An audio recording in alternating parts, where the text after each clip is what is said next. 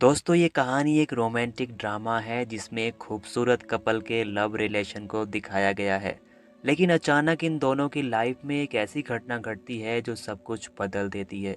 इस कहानी के लास्ट में हमें लाइफ के बारे में एक बहुत स्ट्रॉन्ग मैसेज मिलता है। तो चलिए इस कहानी को शुरू करते हैं। कहानी एक जेन नाम की लड़की को दिखाते हुए शुरू होती है। जेन एक कॉलेज में स्टूडेंट है जो अपनी पढ़ाई पूरी कर रही है। जेन अपनी दो दोस्तों के साथ एक बार में होती है। जेन की दोस्त अमांडा को प्रमोशन मिला है, इसलिए वो यहाँ सेलिब्रेट कर रहे हैं। यहाँ तीन लड़के भी होते हैं जो इन तीनों लड़कियों को नोटिस कर रहे थे। इनके नाम देव, कायल और सोल हैं। कि तीनों लड़कियों से बात बढ़ाने के लिए उनके पास आते हैं। देव इम्प्रेशन जमाने के लिए लड़कियों को अपनी कहानी सुनाना शुरू करता है। इसी बीच सोल और जेन एक दूसरे से अट्रैक्ट होते हैं। सॉल डेव से थोड़ा एम्बेरस फील कर रहा था, इसलिए वो ड्रिंक लेने के बहाने वहाँ से चला जाता है। जेन भी उसके पीछे जाती है। अब सॉल जेन को यहाँ बताता है कि उसका दोस्त ऐसी हरकत इसलिए कर रहा है क्योंकि उसको लगता है कि लड़कियों से बातचीत बढ़ाने का ये बेस्ट तरीका है। जेन उससे कहती है कि वो सही है। अगर वो ये 10 लड़कियों पर ट्राई करे तो चांसेज हैं कि उनमें से एक लड़की हाँ कर देगी। अब सोल इस बात पर साइलेंटली एग्री करता है। अगली सुबह सोल एक्सरसाइज कर रहा होता है, जहाँ जेन उसको देखती है और उसके पास जाती है।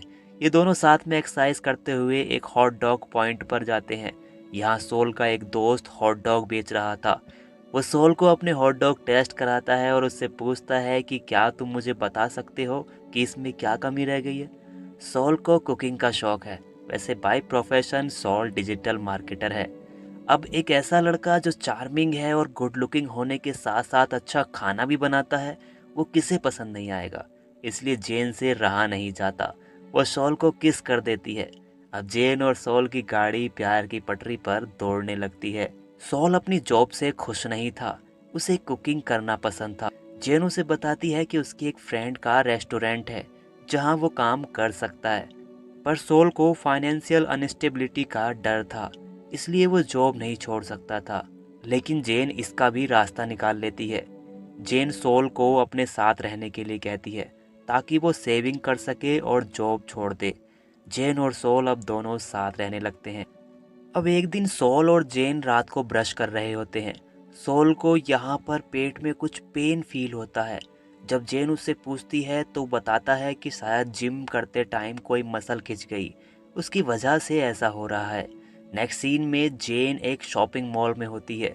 यहाँ पर जेन की दोस्त उससे उसके और सोल के बारे में पूछते हैं। जेन बताती है कि वैसे तो सब ठीक चल रहा है, पर सोल को ऑफिस का बहुत काम करना पड़ता है और वो उसे बिल्कुल भी पसंद नहीं है। उसे कुकिंग पसंद है, इसलिए वो थोड़ा टेंशन में रहता है। अब उसकी दोस्त उसे सलाह देती हैं कि तुम अपने घर पर एक थैंक्स गिविंग पार्टी रखो, जिससे सोल को कुक करने का मौका मिलेगा। अब जेन को उसका ये आइडिया पसंद आता है। अगले सीन में सब लोग इनके घर पर एक पार्टी में होते हैं। सोल डिनर तैयार कर रहा होता है। जेन की दोस्त जो रेस्टोरेंट चलाती है वो भी सोल की बनाई हुई डिश को चेक करती है। वो उसे बहुत पसंद आती है। वो सोल को अपने रेस्टोरेंट में काम करने का ऑफर देती है। ये सब देखकर जेन बहुत खुश होती है। वो उसको लगता है कि फाइनली सोल को अब वो चीज़ मिल जाएगी जिसे वो पसंद करता है। सोल यहाँ पर अपने दोस्तों के साथ जेन को शादी के लिए प्रपोज करने का प्लान बनाता है। अगले दिन वो उसे रोमांटिक अंदाज में प्रपोज कर देता है। जेन ये देखकर बहुत खुश होती है, वो भी हाँ कर देती है। अब सोल जेन की दोस्त के रेस्टोरेंट में भी काम करने लगा था।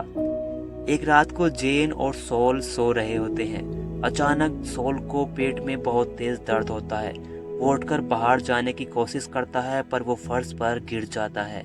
जेन उसे हॉस्पिटल लेकर आती है और यहाँ पर उसे पता चलता है कि सोल को लीवर कैंसर है। अब ये जेन के लिए एक बड़ा झटका था। डॉक्टर ने उसके कुछ टेस्ट किए थे जिसकी रिपोर्ट कुछ दिन बाद आने वाली थी। सोल और जेन जब उस रिपोर्ट को लेने जाते हैं तो सोल जेन से कहता है कि अगर कोई बुरी खबर मिली तो हम एक डॉग ले लेंगे। जेन उससे कहती है कि ऐसा कुछ भी नहीं होगा। जब ये डॉक्टर से मिलते हैं तो डॉक्टर इनको बताता है कि आपका लीवर रीजनरेट हो रहा है। हो सकता है कि वो सही से काम करने लग जाए। हम 6 हफ्ते बाद टेस्ट करेंगे, तब तक शायद सब कुछ ठीक हो जाएगा। इसलिए अब आप अपनी शादी की तैयारी शुरू कर सकते हैं। अब जेन और सॉल ये सुनकर बहुत खुश होते हैं, जैसे दोनों को नई जिंदगी मिल गई हो। दोनों घर आकर सेलिब्रेट करते हैं। वो अपने दोस्तों के साथ मिलकर शादी की प्लानिंग शुरू कर देते हैं और ऐसे ही 6 हफ्ते बीत जाते हैं। अब 6 हफ्ते बाद सॉल अपनी रिपोर्ट लेने के लिए हॉस्पिटल जाता है। इधर जेन जब योगा करके घर जाती है तो वो देखती है कि सॉल घर के बाहर बैठा है और उसके हाथ में एक डॉग है। जेन को डॉग देखकर शक हो जाता है। उसे लगता है कि कुछ गड़बड़ है, क्योंकि सॉल ने पहले कहा था कि अगर मुझे कुछ हुआ तो हम एक डॉग ले लेंगे। अब जेन सॉल से पूछती है तो उसे पता लगता है कि डॉक्टर ने कहा है कि उसके पास अब 6 महीने। ये सुनकर जेन की हिम्मत टूट जाती है। जो खुशियाँ उन्हें मिली थी वो एक ही बार में बिखर गई थी। अब सॉल जेन को संभालता है। इधर इन दोनों के दोस्त भी काफ़ी दुखी थे। वो चाहते थे कि वो स्पेशल फील करें और अपनी लाइफ की हर खुशी को सेलिब्रेट करें। इसलिए वो इन दोनों की शादी कराने का प्लान बनाते हैं। इसके लिए उन्हें कम से कम $20,000 चाहिए थे।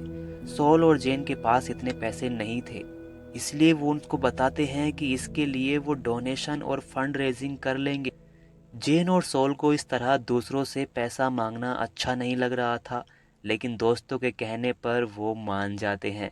अब ये लोग पैसे जमा करना शुरू कर देते हैं। बहुत सारे लोग डोनेट करते हैं और बहुत जल्द ही $20,000 जमा हो जाते हैं। जब वो मैरिज हॉल बुक करने जाते हैं तो वहाँ का ओनर उनसे पैसे नहीं लेता और इधर जेन को दुल्हन की ड्रेस भी दुकान की ओनर फ्री में देती है। हर कोई उनकी बारे में सुनकर उनकी मदद करता है। अब धीरे धीरे टाइम बीतता है और सॉल को लगता है कि वो जबरदस्ती अपनी इच्छा को जेन पर थोप रहा है। कल जब वो नहीं रहेगा तो उसकी वजह से जेन की लाइफ खराब हो जाएगी। वो जेन को समझाने की कोशिश करता है और इसी वजह से दोनों में बहस भी हो जाती है, क्योंकि जेन किसी भी हालात में सॉल को छोड़ना नहीं चाहती थी। जेन गुस्से में घर से बाहर चली जाती है, पर उसके कदम उसका साथ नहीं देते और वो वापिस सॉल के पास आ जाती है। वो सॉल से कहती है कि तुमने हमेशा मेरा साथ देने का वादा किया था, अपना वादा निभाओ। मैं तुम्हारी दुल्हन बनना चाहती हूँ, प्लीज सॉल मेरा साथ दो। ये सुनकर सॉल उसे गले लगा लेता है। कहानी का ये सीन दिल को छू लेने वाला है। अब इन दोनों की शादी होती है जिसमें सब खूब एंजॉय करते हैं। सॉल जेन से अपनी प्रॉमिसिंग स्पीच में कहता है कि मैं तुम्हारी वजह से मेरे अंदर के शानदार इंसान से मिल पाया हूँ, इसलिए तुम्हारा थैंक्स मुझसे प्यार करने के लिए और मेरी ज़िंदगी बनाने के लिए। जेन भी सॉल से हमेशा प्यार करने का वादा करती है। सॉल और जेन फव्वारे में मस्ती करते हैं। नेक्स्ट सीन में हमें दिखाया जाता है कि सॉल की रेडियोथेरेपी हो रही है। डॉक्टर जेन को दिखाता है कि सॉल का कैंसर पूरी जगह पर फैल गया है। जेन के लिए एक्सेप्ट करना मुश्किल था, पर एक्सेप्ट ना करने से सच कभी बदलता नहीं। जेन सॉल के साथ अपनी लाइफ के बचे हुए कीमती पल बिता रही थी। अब नेक्स्ट सीन में हम देखते हैं कि जेन अपने हनीमून पर है, जहां उसकी दोनों दोस्त भी हैं। वो उसे सॉल का हनीमून गिफ्ट देती हैं। यहाँ हमें पता चलता है कि सॉल अब इस दुनिया को अलविदा कहकर जा चुका है। वो जेन के लिए अपनी यादें छोड़ गया है। जेन उसका एक वीडियो टेप देखती है जो उसने जेन के लिए बनाया था, और यहीं पर ये कहानी एंड हो जाती है। दोस्तों, अगर आप इस कहानी में यहाँ तक बने हुए हैं तो अपने आप से एक सवाल जरूर पूछिए। आपकी लाइफ के वो कौन से दिन हैं जो आपको आज भी याद हैं, जिस दिन आपके साथ कुछ कमाल की चीज़ें हुई थी, जो आपकी लाइफ में सबसे बेस्ट दिनों में से एक है। अगर आपकी लिस्ट में ऐसे दिन कम हैं तो अपनी रफ्तार बढ़ाइए। पूरे दिन में ऐसे पलों को ढूंढिए जो आपके चेहरे पर स्माइल लाते हैं। ऐसा काम कीजिए जो आपको खुशी देता है। हर रोज़ इसे अपना रूटीन बना लीजिए, क्योंकि खुशी हमेशा आपको आज के पल को खुलकर जीने से मिलेगी, ना कि कल के बेस्ट पल का इंतज़ार करने से, क्योंकि हमें नहीं पता कि कल का वो पल हम जी पाएंगे या नहीं।